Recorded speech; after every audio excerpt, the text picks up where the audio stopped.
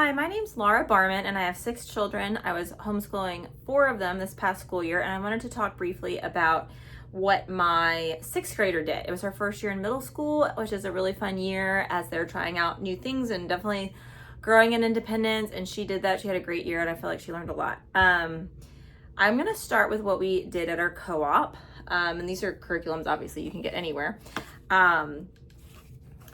She did Apologia, Exploring Creation with General Science, and she just did, I want to say they really went in depth with half of this book and then did a science fair project.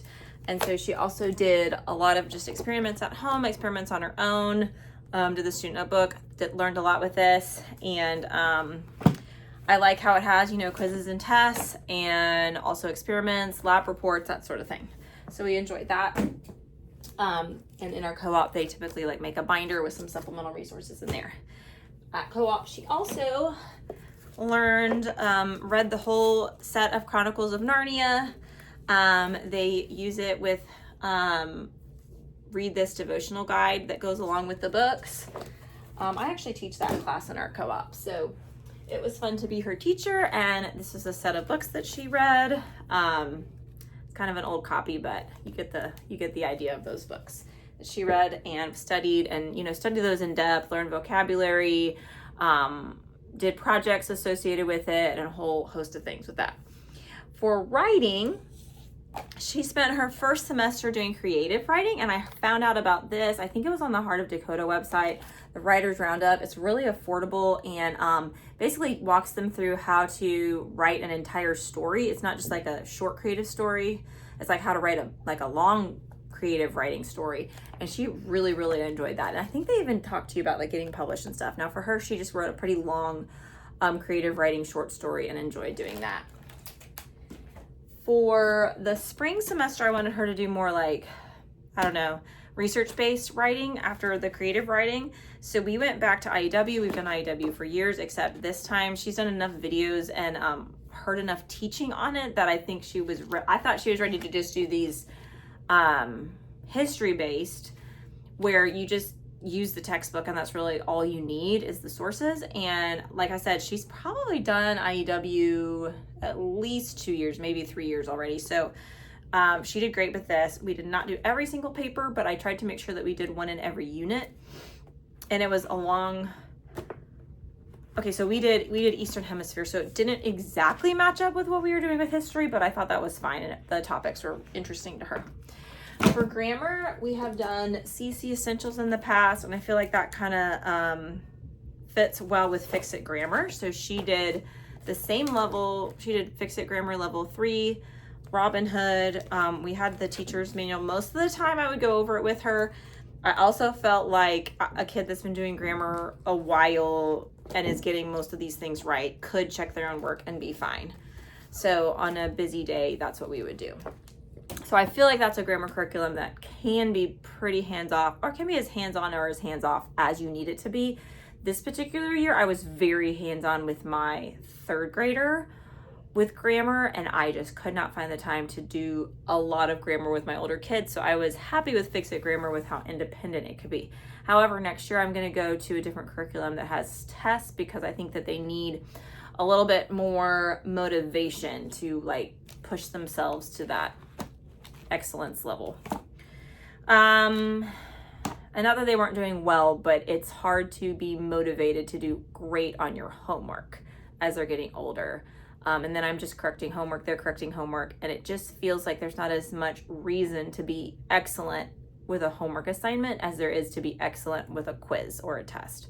So I'm feeling the need to go to something, even for grammar, because I want them to be equipped to do well as they move forward in life, on SATs and that sort of thing, to really go that extra step to get to be the best they can be in that topic. I've just noticed that as they've had different subjects, some with tests, some without tests, they are really putting forth more effort on the ones that they have quizzes and tests in. We continued on with Math Mammoth. She is my first daughter, or my first child, to go to level 6 with Math Mammoth. By the time you get to level 6, now I have the online version of it. I bought some package where I got all the levels online. I have to bind them. It's actually 4 a year that I do. It's not that hard to print them off and bind them. And then we also bind, this was a new thing I did this year, I bound the answer key and allowed her to look at that answer key at certain times. Most of the time I was still correcting. By the end of the year, I was trying to get her to, I think, wait, how did I do this? I did correct it. I corrected it the first time. And then I would give it to her to try to correct the things that were wrong without the answer key. And then after she had tried to like do it again, get a different answer, then she could look at the answer key, because the answer key like really explained why she did it wrong. So I felt like that was at least giving her a chance to be like, hey, this is wrong. Can you figure out why it's wrong? And then she could check her corrections. So that's how we did it this year. And I feel like it worked pretty well. We are going to move on to Shorman pre-algebra next year. And I thought she was very ready for that and did great on the placement test for that. So I feel like Math Mammoth is a very strong curriculum. It's very affordable. It has prepared them for every other thing that they've tried to do. So I've been happy with that. Now they do not have high school level math though, so that's why we're transitioning out of it.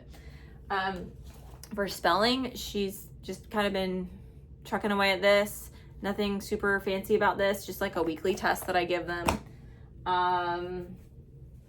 Some things we toyed around with at the end of the year, kind of with like morning time, I guess, would be this critical thinking by the Critical Thinking Company. I found out about this on the Well-Trained Mind book, and I don't even know if it's in print anymore. I actually found this on eBay.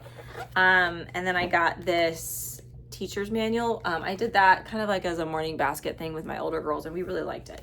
We toyed around with this. We did not do enough for me to give a fair review, but I liked the price point on it, and I liked how quick it was because they weren't really in a Spanish class yet, but I thought it would be good to get their feet wet. And they also really liked Duolingo. And so I thought it would be cool to do something a little more structured for Spanish for them. For history, we did the same thing as my older daughter. I did my 2 older daughters together. They were 13 and 11 last year in 8th and 6th. And I got this massive Sonlight instructor guide that included like tons of subjects. It included like history, Bible, literature, language arts, science, which is why it's so thick. And I just used a very small portion of that binder. Each kid got these like student notebooks, which had like note-taking in it with like timelines and maps to label, projects. And this was kind of like what they would work on while I was reading. So I thought this was really, really cool and helpful. And the answer key was in the instructor guide. So if they didn't know what to put, we would just look there. And that went along with our, the spine of the history curriculum was this Eastern Hemisphere. And that's what we studied. It was like all of like Asia, Middle East, even down to like Africa, the Pacific Islands, Antarctica, Australia. It covered just so much. So I highly recommend this curriculum. This was kind of like a geography. It felt like a geography curriculum, but then also had history in it as well. And it went just country by country and covered like every geography topic you would want to know. Like, how do people live? What's their income like? What types of jobs? What kind of natural resources do they have? What kind of water do they have? What kind of weather? How do people live? What do they do in their free time? What's been the history of this nation from beginning till now?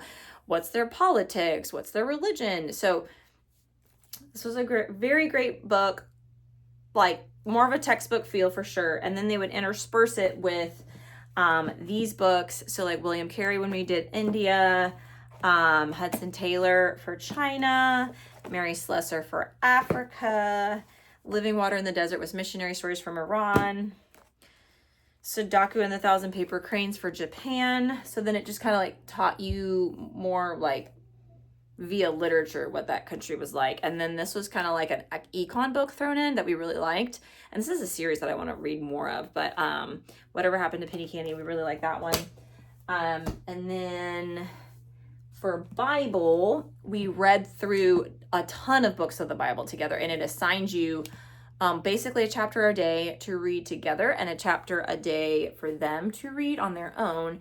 Now, they already had an FCA group, so they were kind of already assigned different things to read. So we just did the reading together, but I really appreciated all the books of the Bible that we read together. There was like a lot of more difficult passages in there, like Hebrews, some minor prophets. So we had a lot of good conversations with things that they had never read before. We also read this Case for a Creator for Kids, and around this 3-in-1. And after this one, we decided we needed the next level up, not the version for kids, because this was more geared to, like, I would say 6 to 9 age. So then we bought this Case for Faith Student Edition, Case for Christ Student Edition, and these were perfect, and I highly recommend these. I got these on Thrift Books. We also did this Praying Through the 100 Gateway Cities, which is you read like 1 page a day about like people's quality of life in the top populated 100 cities in like the 1040 window. And then there's some prayer points for them.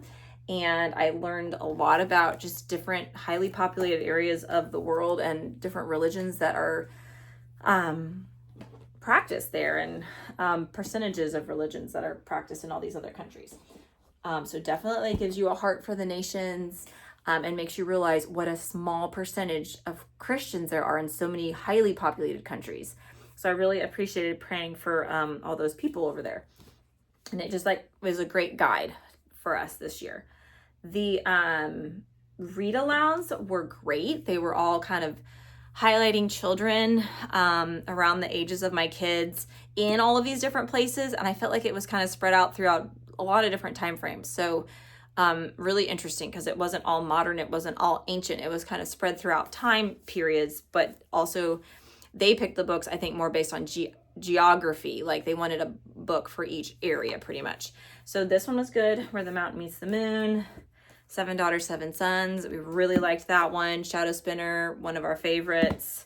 Daughter of the Mountains was good, not one of our top ones. Breaking Stalin's Nose was a Russia book. Most of these are award winners, are really good books. Rickshaw Girl, Journey to Joburg, South Africa, Master Puppeteer, a really great book. Now, challenging. A lot of these are challenging. Like, it took us some time to get into it, but then after we were committed and, I mean, honestly, like forced to read it, it would get good, like, I don't know, a week into it. Most of these books we read for 3 weeks. So I loved having a schedule that you had to read these pages, because it just forced us to actually get the reading done. And then by the end of the book, we're like loving most of these books. I Rode a Horse of Milk White Jade. This is like teaches you about another kind of Middle Eastern, or sorry, like Eastern type religion. And you're learning about these religions almost firsthand through the point of view of the people in the book. Young Fu was in China. Long Walk to Water, based in Africa. Teresa of Calcutta, based in India. Land I Lost was kind of more of a fun book from Vietnam, really like an adventure and really exciting. This is our poetry book, and they had us read like 1 poem a day, a pretty short one. And then there was a ton of readers in this pack that I got. I bought it on eBay, but we didn't even like touch most of them because of the literature that they were already doing in our co-op. I just kind of had a giant stack of books on the shelf that I told them they could read if they wanted something else to read. And Bridget, my 6th grader, did choose some. She read Lee Loon, Light of Courage, but like I said, she was reading Narnia, so she didn't have a ton of time. House of 60 Fathers, Mission to Cathay, Kite Fighters, and then she started some other ones that she didn't like as much. So these were the 4 that she like finished.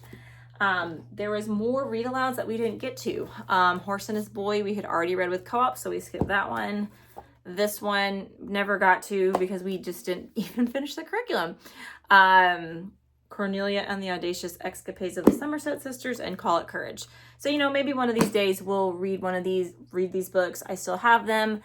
They're all great, and I'm just having to accept I may not finish a curriculum, but I'm going to be happy with what we did and not despair over what we didn't get to, because honestly, we would never get to all of it because there's just not enough hours in the day. And that's okay. And I feel like by the end of the year, when it May hits, we're just ready to go on. I know some people stretch it over multiple years. We kind of just like move on to the next topic because it's just, for us, we really enjoy starting fresh in August with like the next thing. So for her, she's going to move on to the next level, which is level G. And like always, we use these little checklists that are just like helpful to, especially with my older kids, keep them accountable for what they need to do. And they use like expo markers to mark what they need to do. And then on like a co-op day, I have like the blanks are the things that they still have to do even on a co-op day when we're not home as much, so they know what still needs to get done that day. Like for her, it's Bible and piano, and then because for her, she left pretty early that day, so she didn't have to do a lot beyond Bible and piano, maybe math. There was a couple other things I wanted to show you guys. They, in this Sonlight thing, they also have like a puberty growing up type book that we didn't get to. And they had, I had all of the science for Sonlight, and it looks really great. But like I said, we were already doing science with our co-op, so we didn't need to take advantage of that. But overall, I feel like it was a great year, and she learned a lot, and I had a lot of fun reading all those books with them. And I mentioned in my other video that it says on the Sonlight website that it takes like 2.5 to 3 hours to do like kind of, I think, history, Bible, literature. So since we weren't doing all the readers and we were only doing the read alouds and the history, and we weren't even doing like everything in this instructor guide that it said you had to do, we basically did about an hour and 15 minutes a day, and we were able to basically stay on track. We just had a couple weeks that we didn't do an entire week of school, so that's how we got a couple weeks behind at the end of the year. Overall, it was a great year for my 6th grader. She learned a lot. She grew in independence, enjoyed her classes at co-op, enjoyed her things that she learned at home, and we are excited to start next year. Hope that helps you as you make decisions. Bye.